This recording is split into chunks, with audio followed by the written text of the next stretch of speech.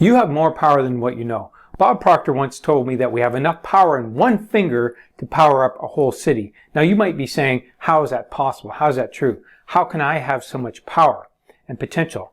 But we do have so much power and potential. Like Dr. Joseph Murphy says that what we think and feel we create, and we create what we believe. So if that's true, that what we think and feel we create, and we create what we believe, then we have lots of power because we can think whatever we want to every day.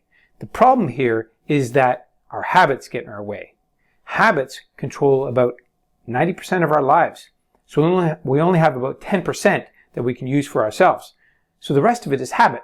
You know, when you wake up, what you eat, brushing your teeth, when you go to bed, all these things are habits. And you do them every day, every week, every month without even noticing them because they have become normal. You can actually drive your car without even noticing what what you saw or what was along the way because you are doing it habitually. Your automatic mind is doing that for you, your subconscious mind. So here's the thing. If your subconscious mind is controlling your habits and your habits are controlling your life, then you have to get into your subconscious mind.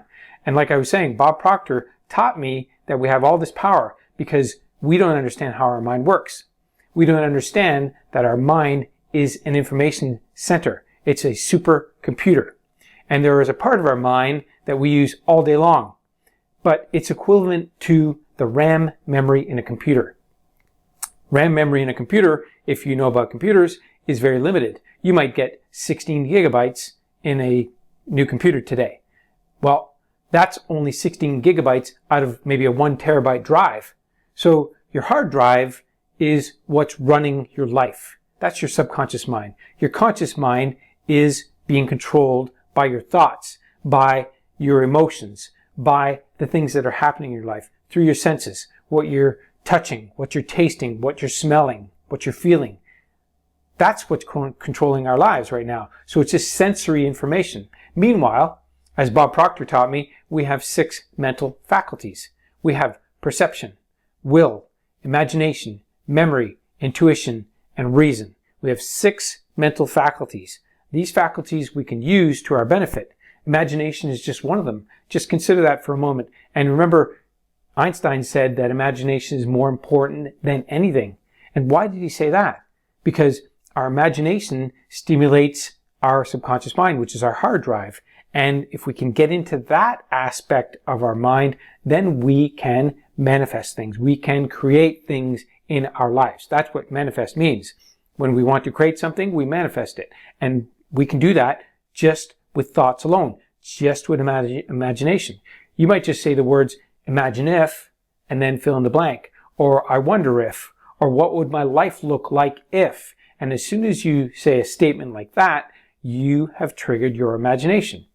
It is a part of our mind. It's actually in our prefrontal cortex, which is about 40% of our brain. So we have a huge prefrontal cortex and it's intended for imagination, yet most of us don't use it.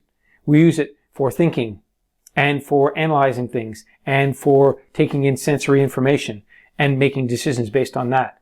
But meanwhile, our imagination has the power and potential to create the kind of life that we want. Like I said in the beginning, we have more power than we know. We have it right here. It's our information center. And we have to put the right fuel in our body, which means we have to put the right fuel in our gut, the right food, the right water. We have to make sure we're hydrated and well nourished with high energy food so that our information center can work as best as possible and it can work on a high level. And when we do that, we can step forward and take action and get results and assess performance and see what's working for us. We have all this power and potential at our fingertips, yet we don't even touch it. I mean, think about it. We have perception as well. What's our perception? It's about how we look at things, our different perspectives. We know that others have different perspectives. So why don't we ask for their perspective, especially if they're intelligent and knowledgeable in an area that we're not? Why don't we ask for it? Well, because we might be embarrassed or we might be shy or feel like we're going to be humiliated. Meanwhile, we have this untapped power because we're not getting a different perspective on things. That's why coaching is so powerful. That's why I hire coaches. That's why you can see people that really excel. Even people like Roger Federer. How did he get so strong and so good in the tennis world? Well, because he had great coaches, and he continues to hire great coaches, and he surrounds himself with great people, and he challenges himself with the greatest people. You know, one of the greatest things you can do is to surround yourself with people that ask more of you than you ask of yourself. It's a great quote, and it's a great perspective. Surround yourself with people that ask more of you than you ask of yourself. And when you do that, they will challenge you and help you grow. And they'll probably have different perspectives than you do. And sometimes that will help you to shift your habitual ways so that you can get new and better results. So the power you have is here. The understanding is that this is a mechanical system, and it has two aspects of it. And like I was saying earlier, the hard drive is your subconscious mind. That's ruling 96 to 98% of your life. Only 4 to 6% comes from your conscious mind. That's the one you're using right now as you're watching this video. That one isn't as powerful as the hard drive, as your subconscious. So if you can tap into your subconscious, that's where you can get immediate and rapid results. The easiest way to tap, and by the way, the easiest to tap into this way to tap into subconscious mind is to speak to it. Florence Scovel Shinn, in her book, she taught such amazing things. You can have dialogues with your subconscious mind. You can tell it what you want it to do. You can give it orders and commands. That's how powerful you can be just by speaking directly to that part of your mind, to that hard drive, and telling it what you want it to do. At the same time, you can ask questions, because guess what? The answers are in the questions. If you ask deliberate and effective questions, you will get responses to them. If you don't ask questions, you will keep moving down the same path, doing the same thing you've done, getting the same results. And it's pretty frustrating after a while. I'm sure you can agree. And when you do ask effective questions and you get a response and you get some different perspectives and you get different results, then things start working better for you. And one other thing I'd like to share with you, Bob Proctor taught me that writing is powerful. When you write, it causes you to think. And when you think, it causes you to feel. And when you feel, you will take an action. You'll get into your emotions. And then you'll take an action. And as long as that action was good, then you can write it about it again. Write what you're grateful for as a result of that action. And then write again.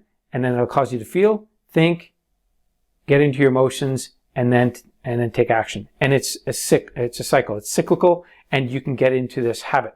If you like writing. If you don't like writing, I suggest that you do it. Something I learned from Darren Hardy was to bookend your day. Meaning, at the end of your day, plan what you want to do for the following day. Just 3 things. If you have more than 3 things, you have nothing. There's a great quote that says that. So if you have more 3 things, you have nothing. So just 3 things you're going to accomplish the next day that are going to move the needle in your life. Write them down the night before. At night, while you're sleeping, your subconscious mind will marinate and percolate on those things. When you wake up in the morning, you have some solutions, some ideas. You'll be motivated. You know exactly what you're doing. At the end of that day, write down what you're grateful for. I call them OFAs, O-F-A, opportunities for appreciation. Write down your opportunities for appreciation. Write them down and then set your next day up again for success. What's the following day going to look like? What are you going to do? And then take action on them. Easy way to bookend your day. 3 things you're going to do: measure your performance, appreciate them, and reset again. Every single day. Every day of the week, even on weekends. Weekends, maybe you're not doing business or anything in your career, but you can say what you want to do for yourself and for your life and set those intentions and then do them and then write down your opportunities for appreciation. It's the greatest practice you can do. Can you imagine having 7 days of intentions and opportunities for appreciation written down, and then assessing them after a month, and then looking at them again at the quarter, and then again at 6 months and 1 year, looking back, because you can always connect the dots looking backwards. Steve Jobs said that. You can always connect the dots looking backwards. So now, let's create the journey. Let's create the stepping stones to the things you want, and then keep looking back and reflecting. How did I become better? How am I better today than I was yesterday? How am I better today than I was, or this week than last week, or this month than last month, or this year than last year? Reflect on that. How am I better? Not how am I worse or what's going wrong, but how am I better? All right, so hopefully you enjoyed this. If you had, leave me a comment, let me know. And if you're practicing some of these things, also let me know that. All right, speak soon.